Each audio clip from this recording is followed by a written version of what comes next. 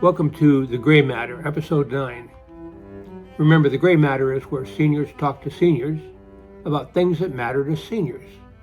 You and me talking to each other, not just me lecturing. I encourage seniors to write. We've spoken of this before. You have so many stories to tell. They're aching, they're burning to get out. They want to get out. Let them out. How do they get out?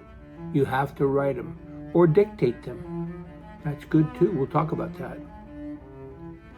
But you want your stories to get out. Don't let them be forgotten. I'm a writer. I've spoken of that before. I'm intrigued by the idea of 6-word stories. 6-word stories, what are they? Well, they're sort of self-explanatory, right? A story with 6 words. But the narrative website has this definition, and I'll read it. A 6-word story should provide a movement of conflict, action, and resolution that gives the sense of a complete story transpiring in a moment's reading. One more time. A 6-word story should provide a movement of conflict, action, and resolution that gives the sense of a complete story transpiring in a moment's reading. The most famous of all the 6-word stories is Ernest Hemingway. Here it is. For sale. Baby shoes. Never worn. A lost life in anguish in 6 words. It tugs at your heartstring. It's a beautiful 6-word story. Margaret Atwood has another. Longed for him, got him, shit. Passion and lost love and infinite regret in 6 words. I just love them. I want to hear yours. Here's another one by Janet Burway. All those pages in the fire. That's a writer's lament. The passion and soul that went into all those words being consumed in a fire because somehow you thought they weren't good enough for something. It wouldn't be right not to include my own 6-word stories, and so I'm going to. The first one is my favorite. Helmet rolled, stopped, so did she. The second one, as death approached, they kissed again. 6 words. The next, obsession, depression, lost. Obsession, depression, lost. The fourth, tombstone, gone, but check again tomorrow. Gotta have a little humor in these. And the last one, drunk, lost, wife and children crying. As an AA member of more than 37 years, I've seen too much of that and caused too much of it myself. So I hope that this brings a little introspection from somebody who might need it. You have too many important thoughts to let them get away. Don't let them wither. Start with just a 6-word story. Put 6 words together. It can be about anything. Hey, honey, it's time for dinner. There's a 6-word story.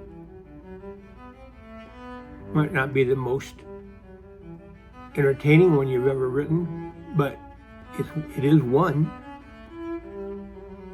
Get out of the driveway, dumb kid. Okay, there's one. 6 words. Share them with me. I wrote the book you see over my shoulder. It's called War, Love, and Taxes. And there's a link to it in the comments below. I hope you'll read it. It wasn't easy to write. I had to bare my soul, as they say, and look at who I really am instead of who I hoped I was. And that's soul searching. It's good for you. It was good for me. I have 3 projects in the works right now, writing projects. The first is a collection of poems, essays, and stories. I asked AI how many were appropriate for a book, and he said I had too many. So what to do? I could do nothing, but I don't want to do that. My thoughts want to get out too. So I think maybe 1 book of poems and stories and 1 book of essays. I'll be sure to let you know when they're out. I think I'll self-publish this time instead of publish for pay. I did that, as I've told you. They treated me great. They couldn't have been better. But they're expensive, and I'd like to try something that doesn't quite cost quite so much. I have a book that I'm writing. Oh, before I go to that, on the poems, stories, and essays, if you're interested in being a beta reader, that's an early critical reader who gives feedback to the author on that, please let me know. I need beta readers. I want to hear your thoughts. I want you to know. I want to know where you think I went wrong, and maybe what I should do about it. So beta readers, shout out. I have a novel going. It's called Whoring in Juneau. Now that may be a distasteful title to you, but it's really a novel of growth and maturity. About 3 young girls who get out of the life. One becomes a union rep, one becomes a coffee distributor, and the third becomes a cop. And how they did that, and then what happens when they've emerged from their chrysalis and become butterflies, is the rest of the story. Now I'm 57,000 words into that book. If you're interested in being a beta reader for that, I'm happy to have you. Let me know, and I'll send you what I've got so far. 57,000 words is, I don't know, about 180 pages, and it shouldn't be too hard. But if you're interested, let me know. The third is a novel that I started writing more than 3 years ago.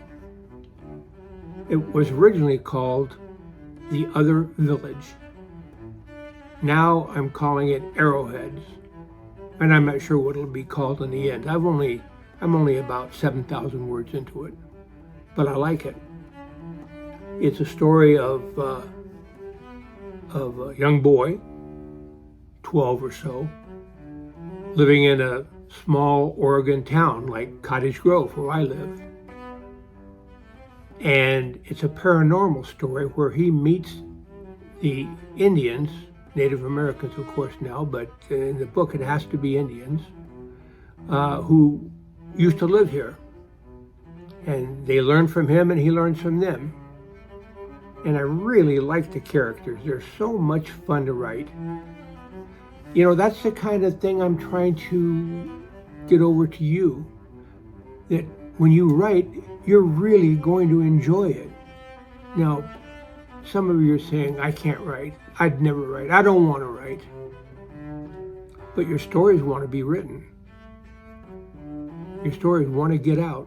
I can feel them. We want to stay busy. We want to read, write, so whatever it is we do, we want to keep our brains active. We want to keep our minds young, even as our bodies are getting older. And reading and writing are 2 of the very best ways to do that. So let me just say again, if you have stories, if you've written stories or poems or essays, and you want to share them with me, I want to read them. If we get enough, we'll make a book, you and me together.